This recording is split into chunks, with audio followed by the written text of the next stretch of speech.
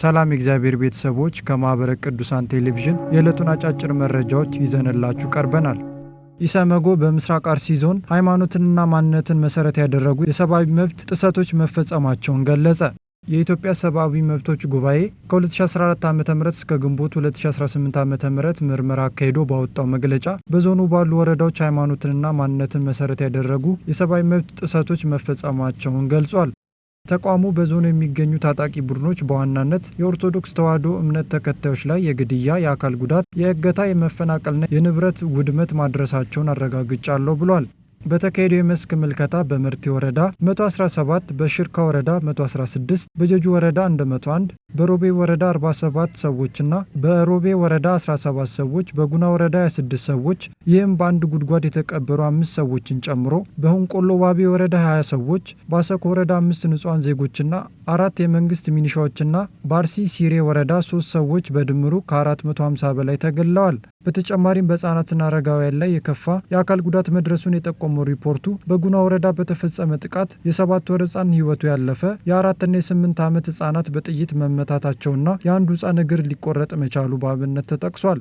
በሪፖርቱም በደህንነት ስጋት ሳቢያ በጀጁ፣ በሽርካ፣ በአሰኮና በሌሎች ወረዳዎች በጠቅላላው ከ14000 በላይ ዜጎች ከቀያቸው የተፈናቀሉ ሲሆን 3277 መታገታቸው ተነግሯል። በደረሰው የንብረት ውድመት በርካታ አብያተ ክርስቲያናትና ቤቶች የተዘረፉና የተቃጠሉ ሲሆን የጋማና የቀንድ ከብቶች መዘረፋቸውን ሪፖርቱ አመልክቷል። በጥቃቱ የተሳተፉ ታጣቂዎችን የሚመለከታቸው የጸጥታ አካላት በአስቸኳይ ለህግ እንዲያቀርቡ በመግለጫው ላይ ተጠይቋል።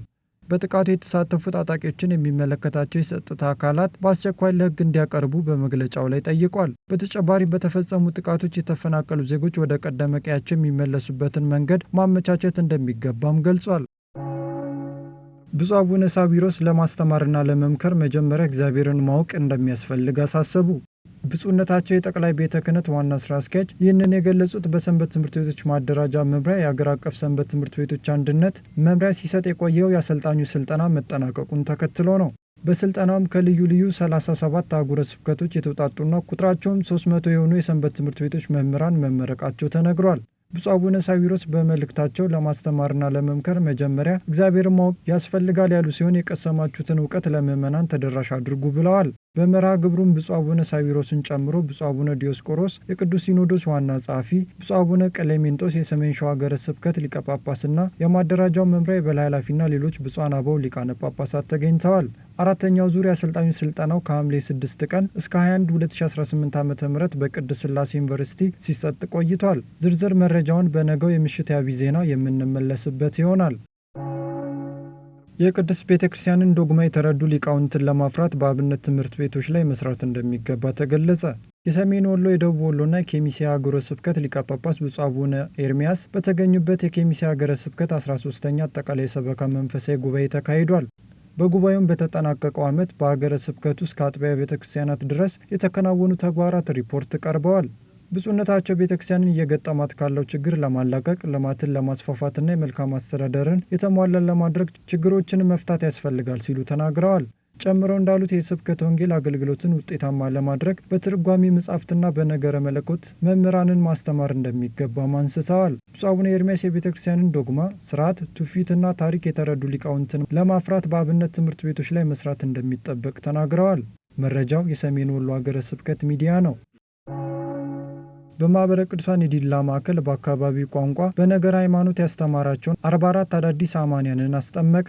የዲላ ማዕከል በላከልን መረጃ በጌዴኦ ኮሬና ቡርጂ ሀገረ ስብከት በይርጋ ጨፌ ወረዳ በማዕከሉ ስር የሚገኘው የይርጋ ጨፌ ወረዳ ማዕከል ለ2 ወራት በአካባቢው ቋንቋ የነገር ሃይማኖት ትምህርት ያስተማራቸው 44 አዳዲስ አማንያን ተጠምቀው የሥላሴ ልጅነትን እንዲያገኙ ማድረጉ ታውቋል። ከእነዚህም ውስጥ 32 ወንዶችና 12 ሴቶች መሆናቸውም የዲላ ማዕከል በመረጃው አሳውቋል።